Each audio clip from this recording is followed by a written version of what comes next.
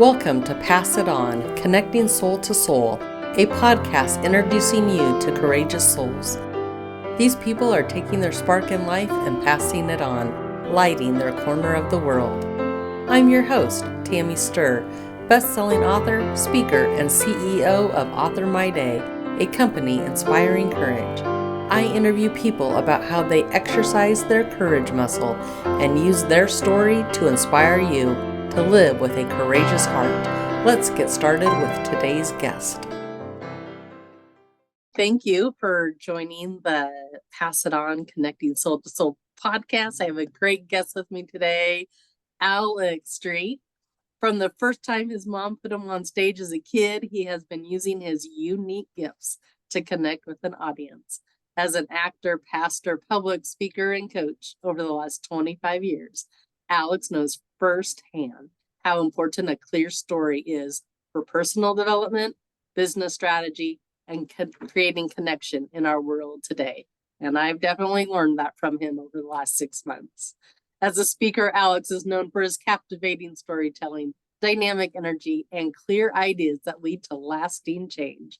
The Story Arc method was created by Alex in 2020 to help impact-driven brands clarify their signature story.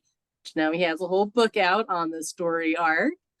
Now Alex is coaching TEDx speakers, best-selling authors like me, 7-figure founders, and hundreds of business leaders from over a dozen countries, and he's just getting started. This amazing man has a master's in theological studies, is a husband of 18 years, that's a lot of work, and a dad to 3 Gen Z kids. And Alex, where are you joining us from today? Oh, it's so good. I am in a town just north of Toronto. I'm in Stouffville these days, and it is such a joy to be here. I am just so honored and excited to get into this conversation with you, Tammy. Thank you for having me. This is going to be great. Alex, you have had a lot of careers that have led you to this moment. Tell us a little bit about these big career shifts in your life and when courage entered into those big shifts. That's a great question. Excellent. I knew I was going to be an actor right off the bat. I mean, so I'm showing up now as a coach, as a speaking and storytelling coach, and using all those gifts as I can, right? Just like you said in the intro there. But I knew really early, it was so clear to me that I would be an actor. So that was the goal. It was always like through school, through high school. That's what I'm going to do. And then I started to think, oh, maybe I should do something like a real job or something. So I thought, oh, maybe I'll get into like archaeology, because I was just really into Indiana Jones, quite honestly, and got the history award in school. So I was like, that must be it. I was like, no, I don't actually want to do textbook work by any means, and it likely won't be an Indiana Jones experience. So I really tried to get into acting and do that and just live in downtown Toronto and make that the work. And believe it or not, that is really hard. That that is as difficult as they say it. So then this other passion started to show up early on around volunteering in my youth group. And I really grew this passion of like supporting younger people. And, they weren't much younger than me at that point. I was 19, 20, but I just loved hanging out with these young people. And I was getting opportunities to share a message, to speak there. So then I made that a choice and became a youth pastor for 12 years and really, really dug into that and thought, this is the thing. This is where it's going to be. And that alone, if you know anybody who's a youth pastor, they're really doing 14 different jobs at the same time, right? You're marketer, you are coach, you are counselor, you are speaker, you are event organizer, you are leader, you are all these things. And so I really look fondly at that time and see it as just this beautiful space to spend your 20s at practicing a lot of different things, which then also, and you're in this space where you're really opened up and encouraged to explore your gifts and who you are. And so 7, 8 years ago, really felt a calling to leave that. Like that was clear. The box, whatever box I was in, didn't feel like it was big enough, or well, we can talk about faith differences and how that showed up and everything, but it was clear to me that I need to do something different. And I thought I got to launch my own thing. And so went from there into another sort of youth work atmosphere and expanded from that into clearly coaching and life coaching. And then that turned into what I sit in front of you today as a storytelling and speaking coach, and trying in some way to bring these really big stories down to some small, clear transformation from, for me, confusion around what should I do and how should I use my gifts in this world, to absolute clarity of, oh, do the thing that comes easy to me, which is speaking. I find it so fascinating thinking about your acting abilities.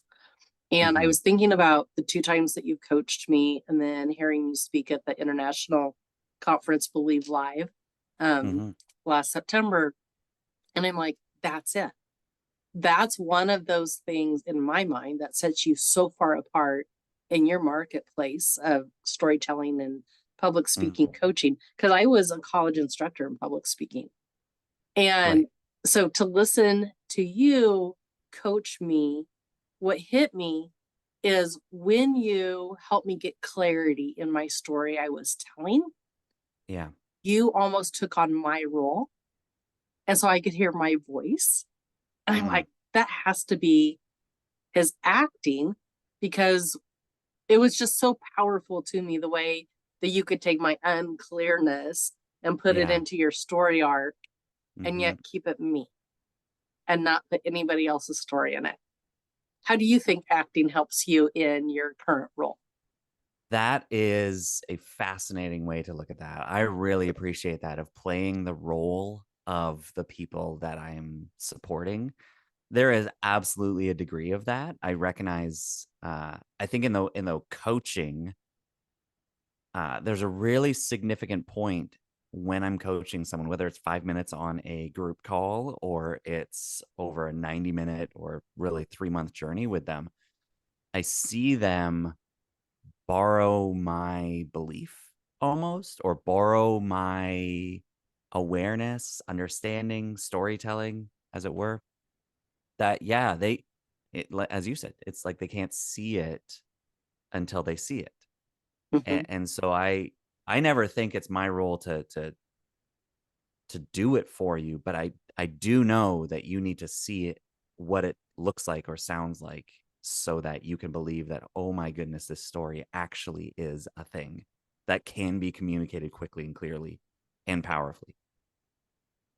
That would be in the one-on-one coaching space of, but then more so, yeah, I mean, how does acting help me in speaking and performing and showing up in front of an audience? There is no doubt in my mind that that is the gift that my mom gave me, is the stage presence and understanding of, you're not there for you. You know, you might be in the spotlight, but this isn't about you. This is your chance to speak authentically, whether you're playing a role or you're sharing your own unique story. You share something from you for them. And if you're thinking the other way around, then it's going to get confusing. If I'm sharing something for them first, then I'm trying to impress them. And that was what most of my life was. So I'm trying to impress the audience and like give them what they want. And I'm going to overact if that's the case. I'm going to over deliver if that's like in a bad way. Um, and it's going to come across as inauthentic and performing. But where I recognize my experience as an actor was watching my mom be as pure as you can possibly be in any role that she played, but draw this attention and transformation out of the audience in some way that they left that theater different than they came in. And that is the intention every time that I speak, is that there is a clear transformation. But through this conversation, even today, Tammy, your audience will feel more clear. They will feel something, some emotion shift within them, that they leave differently than they came in. And that's a clear distinction for me around what performance really is, and how I'm just so thankful for all those years and all those moments standing on stage or watching my mom on stage to influence that. That's so awesome. And I love how you talk about your mom in your book. There may be a tear there that I shed, and just those last moments you are able to have with Mm-hmm. her. In my mind, you're a very courageous person. That's why you're invited here. Did any of your courage come from your mom? Mm. Um, yeah, I mean, so my mom was an actress who left home at 16 to go to drama school to pursue her dream, and then left her home country to in the UK to come to Canada to pursue that dream further. And then I think, and then left, even took some time out of that, of living her dream, to focus on being a mom. And I was a difficult kid. And so, with a lot of health issues. And so she was courageous enough to give everything that she had to me. And then I got to watch her as she reignited that career. As a young kid, I got to be in the theater and watch her do that thing. And yeah, you think as an 8-year-old, you see your parent changing, literally changing people's lives. Like, something that would happen is I would sit backstage quietly, um, or I'd have to go outside. I remember once I was kicked out the back door because I was being too loud. And so I'd have to sit backstage. And I remember like hearing my mom go out on the stage, like this woman who just like, yeah, cut my carrot sticks and like was gonna, you know, give me a towel after the bath that night. Like, and yet she went out on stage, and there's this auditorium full of people, 200 people out there, and she delivers a line and they laugh. And to me, there was absolute magic that sparked in that theater. Like, she has that power. Like, what? Yeah. So courage, around courage, like I saw that, and I began to believe we have this gift. We can do this.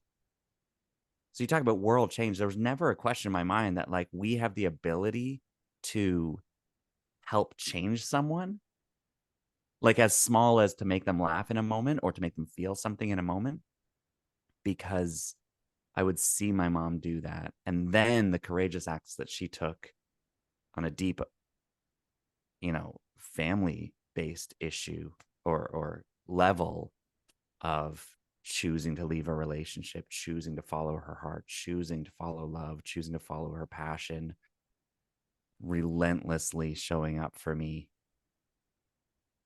And then even in her last moments of sharing with me that it was never about her.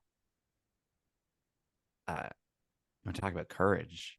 Absolutely. Did it come from her? I think it still is coming from her. Yeah. Her spirit is definitely living on in you. Her legacy is you, as you're passing that along to your kids.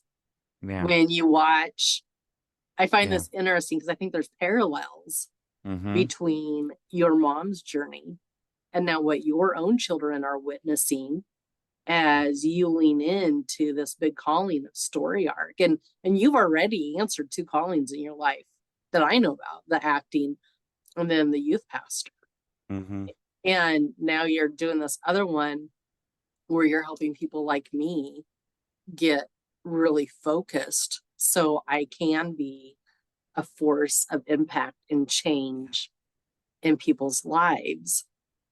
And so this legacy just doesn't stop. What do you hope Mm. when your children look back on this time in your lives where you're moving careers, you're starting businesses, you're changing homes? What is it you hope they take away from witnessing and living with you during this part of your life? Yeah, geez, this is good. Uh I mean, if it's not clear, the one way to get deeper into my heart and into my soul and start to get the emotions going is to talk about my relationship with my mom. But then you talk about what kind of impact I may be having on my kids. There's nothing more important than that. So, um, I hope, I hope they're proud. I hope they look at this now and see the the courage that it takes to put your name on a thing and sell it as a book, to show up in front of an audience and share your own words, knowing that they could think whatever they want to think. But I am so sure that I need to do this that I will stand up there and do it. I hope that it gives them courage. I'm already seeing that in different ways in each of them, the three of them, that, my oldest steps into high school presentations now, and she's like, yeah, I'm not worried. And she asked for my help to like design the slides and to work through, like, is this a good structure? And is there anything better than knowing that she can call on me, her dad, the professional speaker, to help her? And she goes up and she's like, yeah, I was definitely the best one. Like, like that kind of confidence that comes from the courage to show up. If they can go into their lives, because I'm not, as a parent, I'm launching rockets here. I'm preparing them for launch. And so all this time, this 18 years that I've got with them, or 20 years, that this is, how do I set this up so that when they go out there into the universe, that they know what their mission is. They know what they're here for. And they might not get that by 20. They might not get that. I don't know. I didn't really get that till 26, till 28, till 30, even still now at 40. I'm like, well, look, yeah, really, I'm just getting started. So there isn't a definite path, but I hope that they look at me, they look at my wife, who are both running our own businesses, choosing to do this work and creating a life that we actually desire for our kids. And that they know that this is the kind of story we want to make, and this is a story that we're able to make.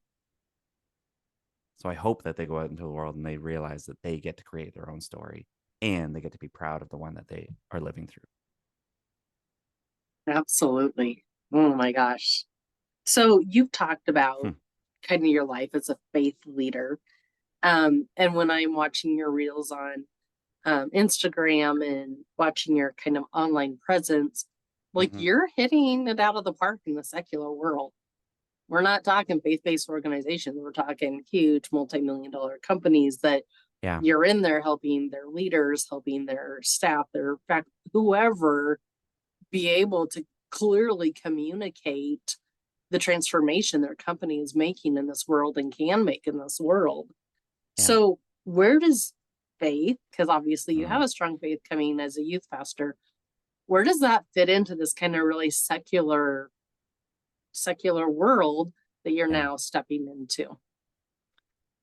It is. I love this conversation so much because, you talk about transformation and how that shifts. So yeah, at a time when I was in those roles, it was as strong and, as evangelical as you would say that it was, that faith, those beliefs that I had. And then that started to shift, and I started to ask some questions. So as I show up to you right now, like, we, to be quite honest, like, we're not connected to that faith kind of community like we were before. And as I show up now, opening up, what I recognize is that then I saw my gifts could be used within that community, within that space, that faith-based space. But there was this belief that, like, no, wait, there's something bigger. And yes, as many like communities and churches and everything that there are, it's like there's something still bigger about this. And so now what I'm seeing is, these gifts were never meant to be held in a box or in a container or within any structure like that. It's always meant to be bigger. I believe that God absolutely calls us to use your gifts everywhere and to help all people, not to draw them into something, but to draw something out of them. And so that effort now showing up, I feel like I'm doing very much the same thing. I was always, when I was with teenagers, I was with families, I was always helping them see something within themselves that they didn't see. I was just talking about it within the context of Jesus, how Jesus sees you, what God is doing for you, and within the confines of scripture. Now, that is rarely part of the conversation, but it's very much the same act and this very much same calling of how do I see what is in someone and help them see that so that they can live out their calling within their context. So it's been a really interesting transformation for me where it was like really like it felt contained and now it feels more expansive. And I don't feel like, as far as I show up, has changed really much at all, except for my language, maybe. Right? Does that make sense? Yeah, it does. So my work started in youth ministry Yeah. with teens. Brilliant. And then for almost 25 years, it was teen development for the government. Yeah. And so it's not like I was left, but you're right, you changed that language. And as I'm making this connection, which I love this, I don't know that I realized you were a youth pastor. I just knew you were a pastor. Oh, And baby. I think there are clear advantages there because so many of my teens that I was a part of, I did a 13-year follow-up study. So some had just graduated from my teen leader program. It's only been a year. And then some had been out 13 years and they were nuclear engineers and a woman that was a top tractor salesman in our state and Yeah. just crazy, right? And then we asked them about those experiences, like how did the teen leadership program help you develop? And what I'm seeing is the youth that interact probably with you and with me, Mm-hmm. they had access to something that we wish everybody would have had. Yeah. Yeah. And do you ever feel like you're using the same lessons for the adults who were never able to get that? Those mentors, those lessons as teens?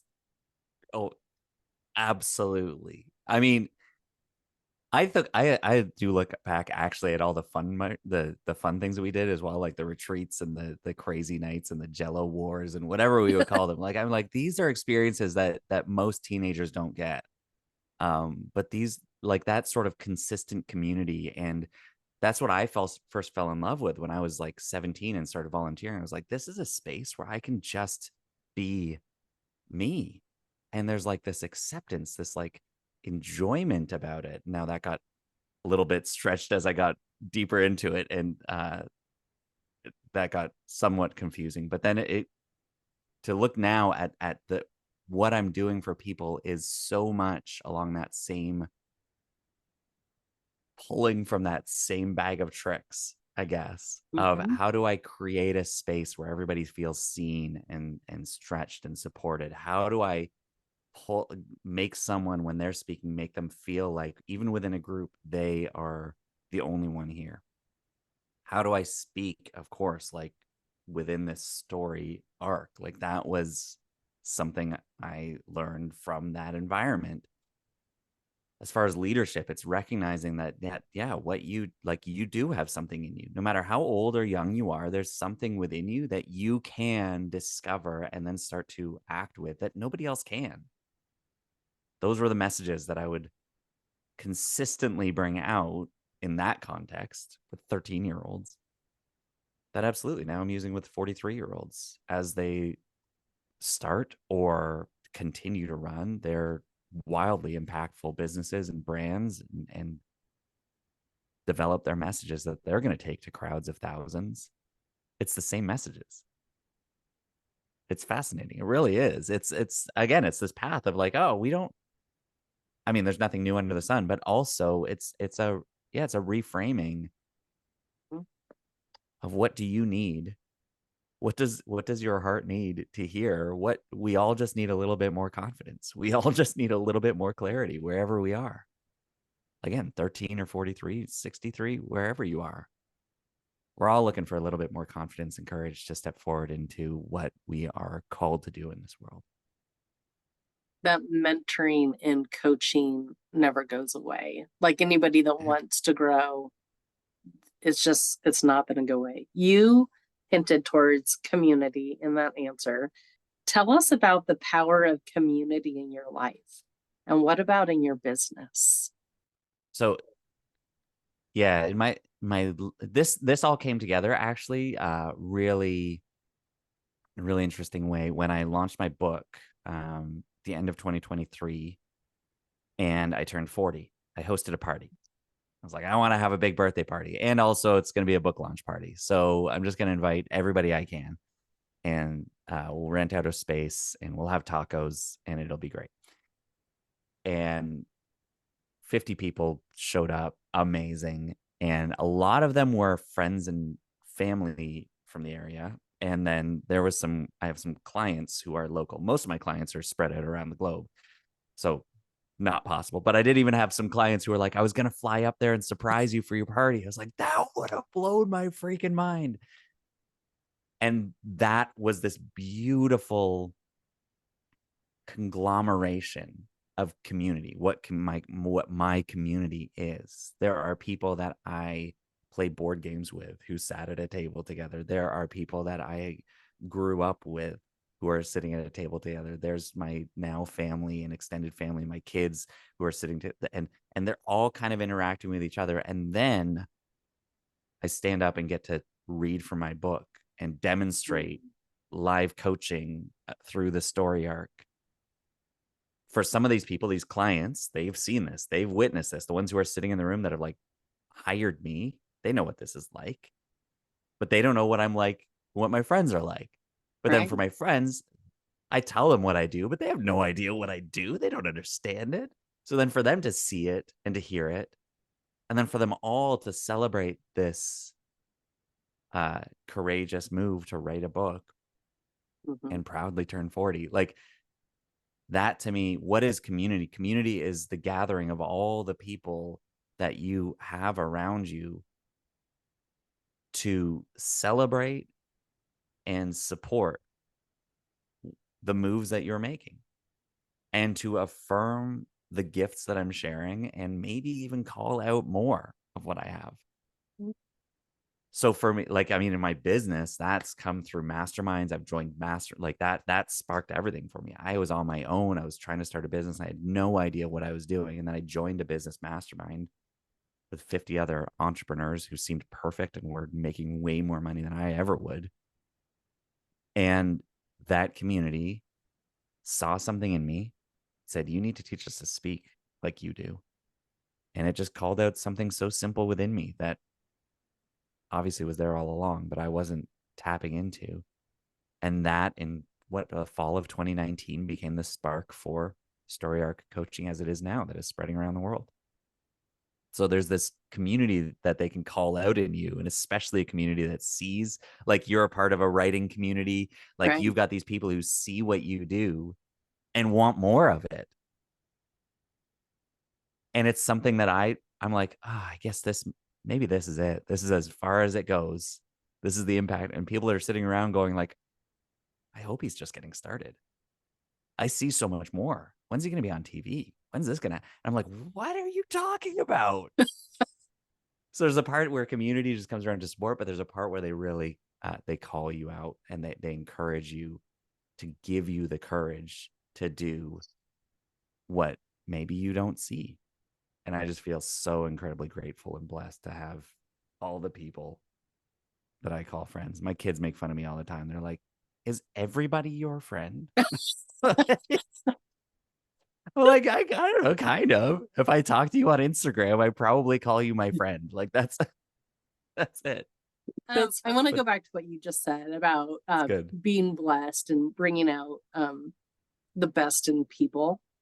And what you just described there, I can't wait to go back and listen to that recording because in that moment, I realized you were describing yourself. You were describing exactly how I felt when I sat through because Merriam Laundry Publishing brought you in to help us as authors be able to tell our stories for TV interviews and things like that. Mm-hmm. And that's what you did. You helped us. You were our community, like our community leader, where you helped us see more than, oh, I just wrote a book. You Mm-hmm. helped us see more of what was in ourselves and shown a light that we couldn't see ourselves at that moment, as you took on the role of us and replayed the words that were coming out, but in your story arc form. Yeah. So I hope you celebrate that. I hope you celebrate the community you just described as you and what you're doing for the rest of us. That's So in that beautiful. moment, I want to ask you, you talked about celebrating. How do you celebrate courageous moments in your life? Internally, externally, however you want to answer that. How do you celebrate courageous moments in your life? Yeah, it is interesting. This has come up like now that I think about it, probably about half a dozen times this week. We're talking on a Thursday and telling you the different conversations I've had. People have said like, you got to celebrate what's happening there. And Mhm. it has been in the past, I would say I am quick to celebrate. Like let's have a party. Uh let's have a great meal. Like it's always something like there's something really practical. It's like, yep, we're going out for a great meal. Like we're going out or we're having a good drink. But we're intentionally taking time to pause. After I wrote my book, after I held my book in my hand, I had a nice glass of scotch and I sat there quietly with a candle next to me and just sobbed while I thought about that. And I, shared that with my parents who are all passed away, all three of them, mom, dad, stepdad. That was a celebratory moment, but it's the intention, I think, behind it. So how do I celebrate? It's got to be something intentional that I'm doing to show I'm sealing this in. And I'm saying, this is amazing. We did a thing, and like hands open, I'm incredibly grateful for what has come this way, the opportunities that have come this way. And to come back to the beginning of this, I think the thing that's happening now is I'm celebrating maybe less often or easily than I have in the past, because now actually the vision has become so much bigger that this feels like step 3. Whereas before it might have felt like, wow, I got my first client or I made my first big month in the business. Wow, this is what it's going to be. We just reached step 100. Now I look at that and I was like, that was hardly even step 1 of this whole journey. Or again, maybe step 3, but like we're moving. We got places to go. And so I'm thankful for you calling this out a little bit, because I've always felt like I'm a celebratory person. Like I'm here for a party. We had a bouncy castle at our wedding. Like I want to play, Do you like really? we did. Yeah. Yes. There was For no you or kids. the kids? There was no kids there. It was just for Okay. all childlike people um that came to play. And that's it. That's where I'm like, look, yeah, absolutely. Again, throwing myself my own 40th birthday party and book, like I want to lock this in and say, look, I did a thing. But I'm finding it difficult when I see that the road trip is just getting started. It's hard to celebrate that we made it from Toronto to Detroit when we're actually going to LA. And that's what it feels like, but I'm recognizing, of course. But geez, we just drove 4 hours. This is stop 1. We made the thing happen. We started. Let's go. Let's celebrate the beginning of this. And that's something that I know a lot of people struggle with. And we should celebrate together. Absolutely. And like you said, sometimes together is celebrating those that came before you, Oh, for that sure. you're just there with the glass of scotch and a good Yep. life-changing book and doing, yeah, just giving thanks, right? That's what celebration is. It's honoring and Mm-hmm. giving thanks for these gifts personally, externally, in Yeah. your life, That's all. and bouncy houses. So do not forget the bouncy house. I ripped my pants, my tuxedo pants. I it's the best. We've got pictures of me and my wife like bouncing in the thing, full wedding gear. What a joy. Oh my, how awesome. How awesome. Question for you in the book.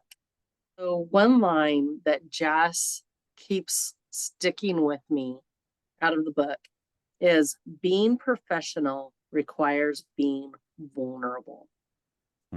Being professional requires being vulnerable.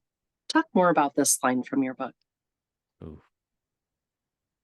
I mean, first, standing on the shoulders of giants. This conversation isn't happening without Brene Brown and her incredible work that continues all the time and opening up this conversation around shame and vulnerability in these environments. And so there's deep inspiration from there. And as I see it, I think of, and in the book I talk about, vulnerability being like this battlefield image. And I think I specifically go to like David and Goliath meets Braveheart, somewhere in there. And I imagine even Braveheart is amazing because you've got this Scottish army that's wearing kilts, like almost as little clothing as you can have. And then they're up against the British army that is in full army regalia and full knights outfits, shining armor, shields, big, as tall as the horses. And I think a lot of leaders are showing up like that British army and saying, this is how I lead. I show up and I must stay protected. I must protect myself. Otherwise, the army will fall. And I would say the greatest leader in that movie is, of course, William Wallace, who shows up leading the way at the front of the army with a kilt, nothing more, and leads his army that way. And that is the kind of vulnerability that I'm talking about. It's not like get naked, be out there without a weapon, but it's to say, I don't need height, strength, armor, etc. I can show up with what I need to lead, but nothing more. So I think most professionals are out there saying, I can't let anybody know about who I am or where I came from, my checkered past, how little education I have, or how much I deeply desired the education I have and really value it and don't want anybody to let that. We're so afraid of people knowing any of that about us. So we wear that shining armor. But the reality is, when people do get to know us, that's when the credibility skyrockets, because the authenticity has skyrocketed. And so when you show up authentically, you show up and we see that there is no barrier between you and me. You're kidding. You're just like us.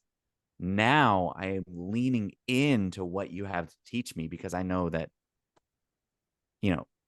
you're just like me. You have fears, you have worries, you have doubts, you have a family, whatever it is that you're not willing to share. There's going to be value in sharing that story, that part of who you are, because it's going to actually make you more accessible to make the impact you want to make. And that's where vulnerability comes in. As the professional that you are, it's time to share who you are. Why is authenticity so surprising to people? Yet we know it is so powerful in what you just said. Yeah. That's human connection. The four most powerful words we have, I think, in human connection are, you're kidding, you too. Ooh. And as soon as, right, so if I give the audience the chance to say that, now we're connected.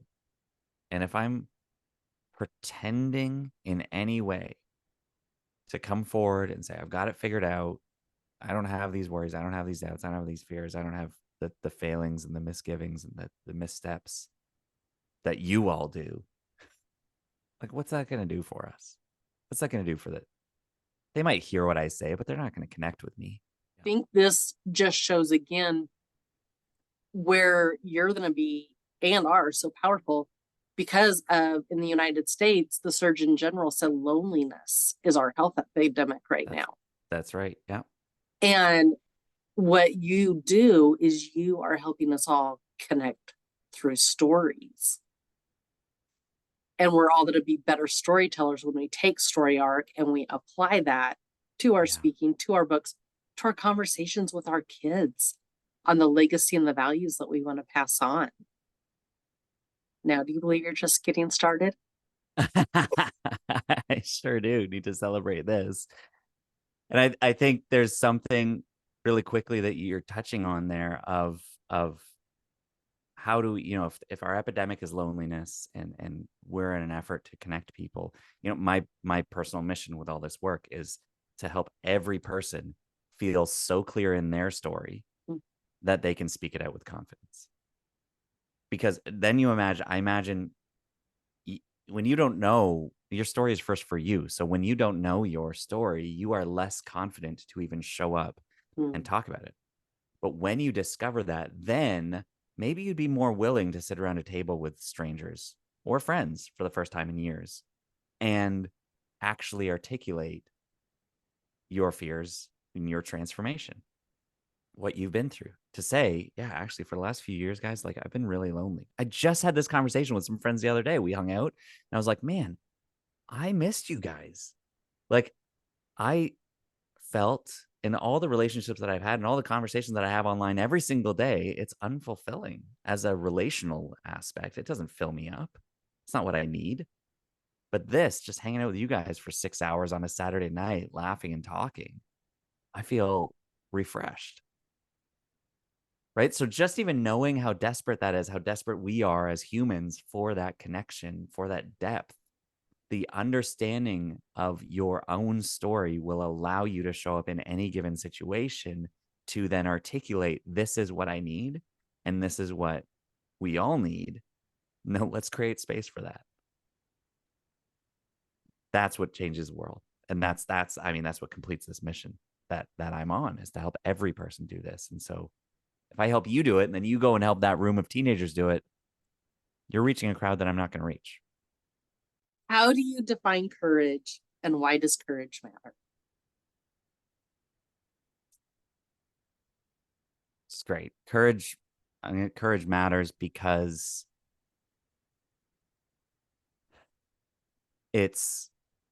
resistance wants to win and courage is the antidote. So resistance wants to hold you back, keep you quiet, keep you where you are, and courage allows us to move forward. So what is courage? Courage is it's saying yes. Courage is saying yes when I don't know, when I don't want to say when you want to say no. Courage is just saying yes to the thing you need to say yes to. Powerful. Powerful. What spark do you want to be in the world? If that's not obvious yet, I want to spark people. I want to be the spark of authentic storytelling. What will be better in the world because Alex was here? Our stories will be better. There will be no boring stories. And ultimately, people will be more confident to show up as they truly are with less armor. What's next? I mean, I've got a list of things. I just started a group coaching program, which is a really fantastic way for me to help more people every week. It happens every week. And so that's starting and really launching that, I guess, is where we're at. But what's next is there's another book coming this year. There's more speaking opportunities around the world. There is watching my kids, my oldest graduate high school, moving into our first house. there's a lot that's next. This is the just getting started piece of this.